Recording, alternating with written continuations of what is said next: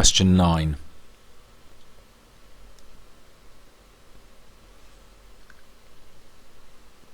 Answer to question 9.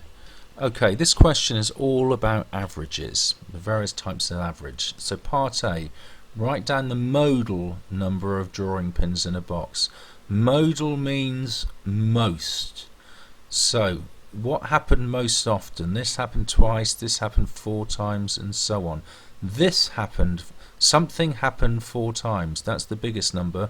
What happened 4 times? We look over here. Well, on 4 occasions there were 29 drawing pins in a box, so 29 is the mode.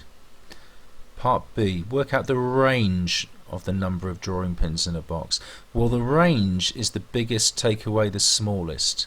Well, some of the boxes had 31 drawing pins, some had 28, so the range is the difference. So 31 take away 28, which is 3. Now, the mean, this is the tricky one to work out. Okay, this is the trickiest one to work out.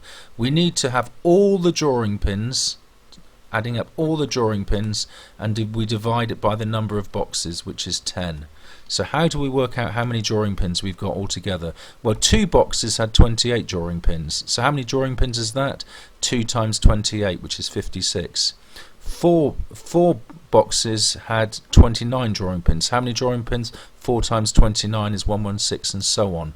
So do all that cross multiply, add it up, and you get 293. So that's 293 drawing pins spread across 10 boxes. 29.3 is the mean average. Question 10.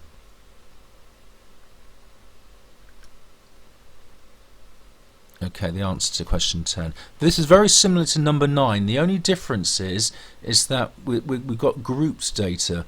These 14 kings here, they reign for between 0 and 10 years. We don't know how many years they actually reign for.